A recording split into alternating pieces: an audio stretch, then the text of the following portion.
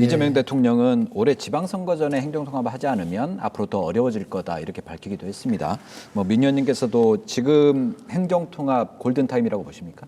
정치인들의 이해관계 때문에 잘 안 되는 경우가 많다는 거예요.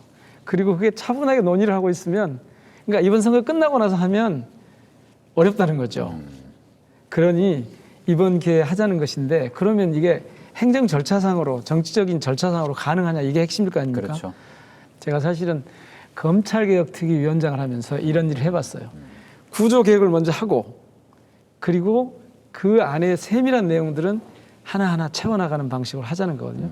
그렇게 해서 특별법을 만들어서 선거 전에 절차를 거치고, 내실은, 내용은 시간을 두고 점점 더 깊이 있게 들어가자.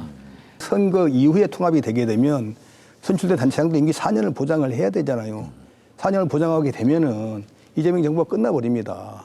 그러면 이재명 정부가 주고 싶었던 통합 인센티브를 줄 수가 없게 되는 상황이 돼요. 다음 대통령이 한 이재명 대통령과 똑같은 생각을 가지고 똑같은 파격적인 지원을 한다는 보장이 없지 않습니까? 그런 의미에서 저는 남은 기간이 딱 선거 끝나고 나면 4년인데 이 4년 동안에 이재명 정부가 그냥 듬뿍 준다고 할 때 이걸 받아서 우리 광주 전남이 새롭게 미래를 설계하고 또 밑받침을 닦는 그런 계기로 삼아야 된다고 생각을 합니다. 어쨌든 통합이 이루어지면 뭐가 바뀌냐, 가장 뭘 체감할 수 있냐, 이런 부분인 것 같은데 어떻게 좀 보세요? 개인 기업들, 사기업들도 전남 광주로 좀 많이 갈 수 있게 계속 권장을 하고 있다. 그것도 많이 보내주겠다 이렇게 약속을 하시더라고요. 이제 그런 차원에서 보게 되면은 만약에 이게 이제 통합이 현실화되고 막대한 지원을 받고 또 통합 시장이 강력한 권한을 가지고 드라이브를 걸게 되면은 우리 전남의 미래 신산업 지도가 그려지게 되고 그렇게 되면 좋은 기업들 많이 들어서게 되면 당장 이제 좋은 일자리 생기지 않겠습니까? 좋은 일자리 생기게 될 것이고 또 그와 관련돼서 전남에 그럼 세수가 늘어나게 되고 또 더 많은 수익이 생겨서 주민들에게 고루 갈 수 있게 되고 잘 살 수 있게 되는 게 아닌가 이런 생각이 들고요. 우리 위상이 올라간다고 하는 것은 행정체제 내에서 위상이 올라가는 것뿐만 아니라 질적으로, 그러니까 시민들의 삶이 통합의 효과로 개선되는 그런 게 있어야 되고, 그것이 지역적으로 어느 곳도 소외되지 않고 균형 잡힌 이 성장으로, 지역 성장으로 가야 된다.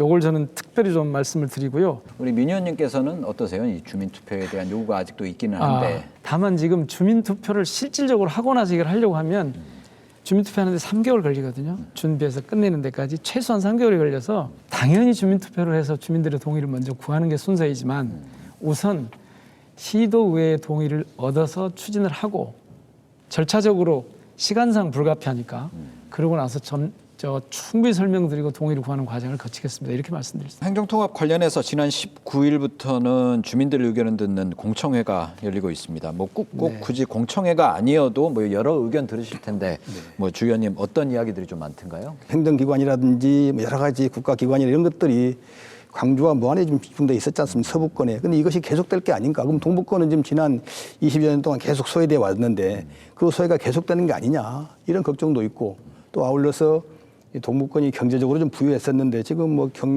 철강과 석유화학이 워낙 이제 불경기고 안 좋기 때문에 그런 상태 동북권 경기는 안 좋은데 서부권은 새로운 재생에너지라든지 AI라든지 모빌리티라든지 이런 것으로 새롭게 일어나고 있어서 정말 이렇게 되면 동북권이 정말로 소외되고 이제 경제적으로 마저도 더 서부권에 비해서 소외되는 게 아니냐 이런 걱정들이 많이 계세요. 크게 보면 두 가지일 텐데, 하나는 통합했을 때 효과가 뭐야?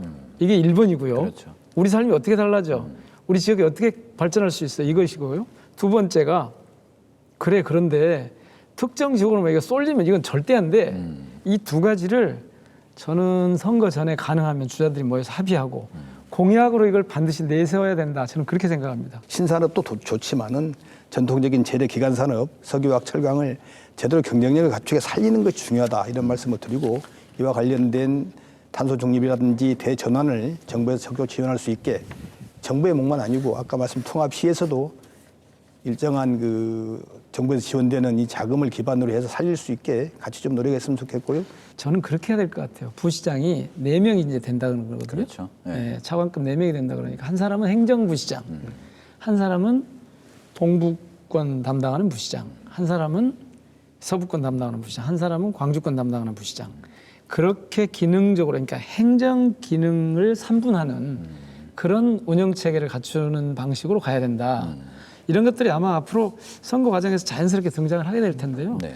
과연 누가 통합 단체장이 될 것인가 이게 이제 어쨌든 정치권의 관심인데 이제 우리 주철현 의원께서는 전남지사 또 우리 민정배 의원께서는 광주시장 각각 좀 염두에 두고 있었는데 어쨌든 이 지역이 통합되면 한 명의 수장만을 이제 뽑게 되죠.